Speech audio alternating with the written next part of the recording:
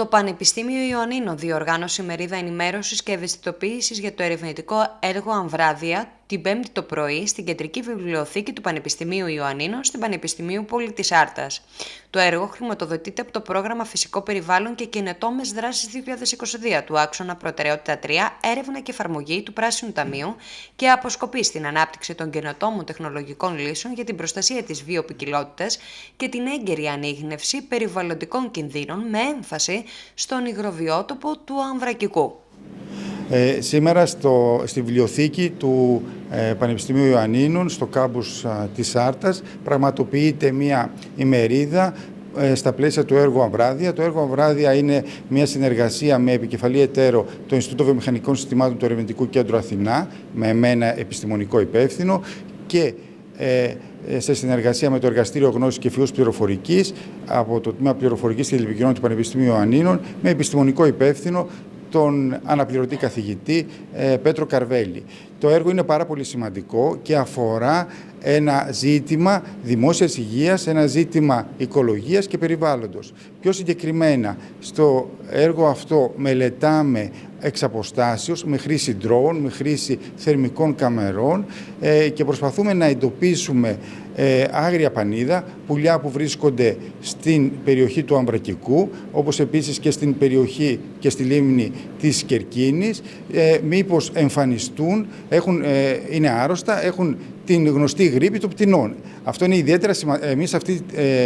ιδιαίτερα σημαντικό αναφορικά και με τον άνθρωπο, αλλά και γενικότερα με το ζωικό κεφάλαιο, γιατί αν θυμόσαστε πριν 3 χρόνια περίπου είχαν παρουσιαστεί φαινόμενα γρίπης των πτηνών αρχικά στην Άγρια Πανίδα και στη συνέχεια αυτό ήταν πάρα πολύ επικίνδυνο και πολύ πιθανό να περάσει και σε όλη το υπόλοιπο οικοσύστημα, που σημαίνει να περάσει στα πτηνοτροφία της περιοχής, που σημαίνει και εν τέλει να περάσει η γρίπη των πτηνών και στον ίδιο τον άνθρωπο μέσα από την διατροφική αλυσίδα.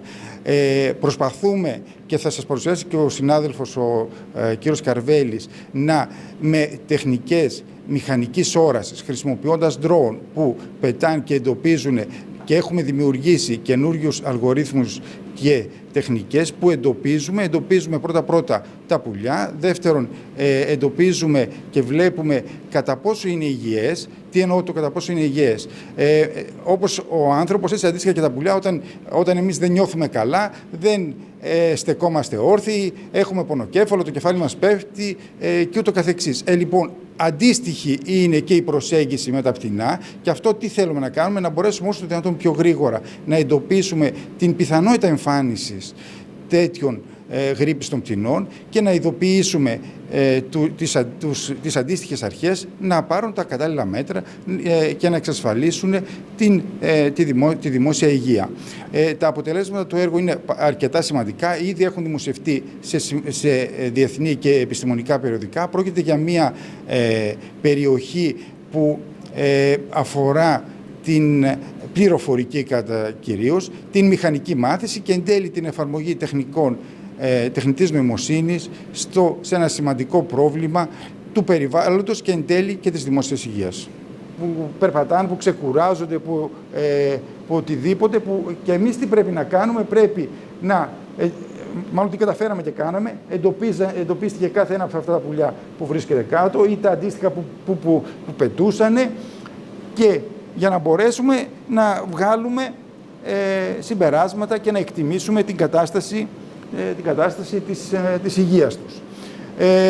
Το σύστημά μας επιτρέπει να εντοπίζουμε ποιος είναι ο πληθυσμός που βρίσκεται πάνω σε μια νησίδα, πόσα από αυτά να τα ξεχωρίζει αυτοματοποιημένα, πόσα από αυτά τα πουλιά πετάνε, πόσα ξεκουράζονται, πόσα είναι μέσα στο νερό, πόσα είναι στη στεριά, μέγεθος του αντικειμένου, το πλάτος, το ύψος, αυτοματοποιημένα την απόσταση από τον drone, τις ακριβείς συντεταγμένες για κάθε πτηνό, τη θερμοκρασία του και εν τέλει και ένα βίντεο απεικόνησης του πώς λειτουργούν, του πού βρίσκονται τα αντίστοιχα πουλιά, και εν τέλει η επιδίωξη ποια είναι?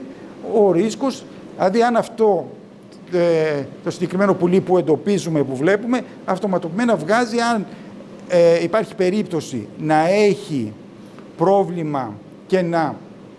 Η ημερίδα απευθυνόταν σε ερευνητές, φοιτήτριες, αρμόδιους φορείς αλλά και στο ευρύτερο κοινό που ενδιαφέρεται για την προστασία του περιβάλλοντος, την εφαρμοσμένη πληροφορική αλλά και τη σύγχρονη τεχνολογία στον τομέα της οικολογίας και της υγείας. Το έργο αποτελεί μια σύγχρονη προσέγγιση στη διαχείριση των περιβαλλοντικών δεδομένων, ενσωματώνοντας την τεχνητή νοημοσύνη, τα οπτικά συστήματα αλλά και τη γεωχωρική τεχνολογία για την αποτελεσματική παρακολούθηση της πανίδας αλλά και της υγείας των οικοσυστημάτων. Πραγματοποιείται στο Πανεπιστήμιο Ιωνίνων, στο κάμπου της Άρτας, στη βιβλιοθήκη, μια ημερίδα ενημέρωση για το έργο Αμβράδια. Το έργο Αμβράδια αφορά την παρακολούθηση και τον εντοπισμό της άγριας ορνηθοπανίδας σε δύο πιλωτικά μέρη. Το πρώτο αφορά τον Αμβρακικό κόλπο και το δεύτερο είναι η λίμνη της Κερκίνης. Στα πλαίσια του έργου αυτού έχουμε αναπτύξει υπολογιστικές μεθόδους που αφορούν υπολογιστική όραση όχι μόνο για τον εντοπισμό των άγριων πτηνών, αλλά και για το αν αυτά τα πουλιά πάσχουν από γρίπη των πτηνών, όπως σας είπε και πριν από λίγο ο κύριος Στήλιος. Πλέον, μπορούμε μέσα από αυτό το έργο, έχουμε αναπτύξει μάλλον μια καινοτόμα πλατφόρμα στην οποία μπορούμε να εντοπίσουμε, να βρούμε, να δούμε το κάθε πτηνό μέσα από κάθε πτήση drone την οποία γίνεται σε κάθε μέρος το οποίο επισκεπτόμαστε και να δούμε τη θερμοκρασία, την υγεία του πτηνού, αν αυτό το πτηνό κολυμπά, αν πετά, αν ξεκουράζεται, που βρίσκεται, τη θέση του, ακόμα και το γεωντοπισμό, το GPS location του κάθε πτηνού.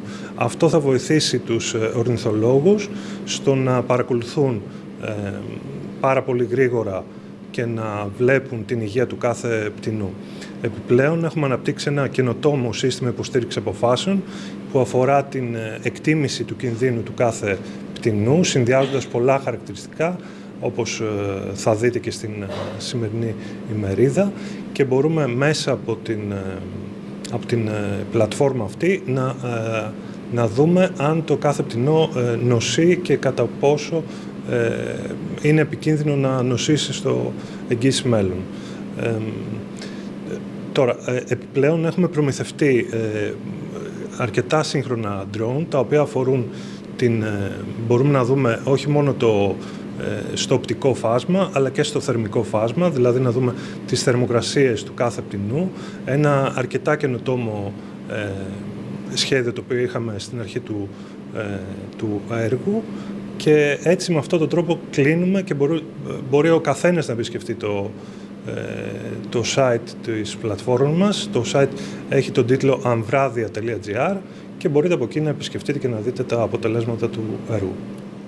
Η ενόχληση στις διάφορες στα σμήνη που υπάρχουν, που βρίσκονται, που ξεκουράζονται σε κάποια νησίδα, θα προκαλέσει να φύγουν. Μπορεί να δημιουργήσει φόβο και να σπάσουν τα αυγά τους ή οτιδήποτε άλλο, τις φωλιές τους. Άρα λοιπόν αυτό ήταν πολύ σημαντικό και έπρεπε να το εξασφαλίσουμε.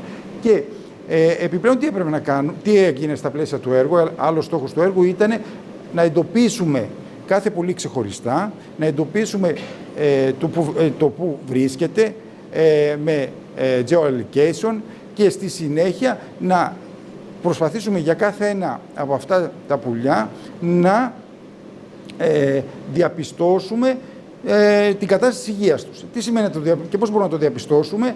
Στον άνθρωπο τι κάνουμε? Τη θερμοκρασία, μετράμε αν έχει πυρετό, αν έχει οτιδήποτε, ποια είναι η στάση του σώματός του, αν μπορεί, αν τρώει και ούτω καθεξής. Όλα αυτά τα πράγματα ήταν η ανάπτυξη προηγμένων αλγορίθμων για να μπορούμε να δούμε και να διαπιστώσουμε, να εντοπίζουμε κάθε πολύ, να δούμε αν πετάει και το που βρίσκεται και στη συνέχεια για κάθε ένα από αυτά να δούμε την κατάσταση, να εκτιμήσουμε την κατάσταση της υγείας τους. Και μέσα ο σκοπός ποιος είναι, τι πετύχαμε? Πετύχαμε να φτιάξουμε ένα γεωγραφικό σύστημα πληροφοριών που αφορά την περιοχή του Αμβρακικού και την λίμνη Κερκίνης. Εκεί έχουμε εντοπίσει και καταγράψει μετά από πτήσεις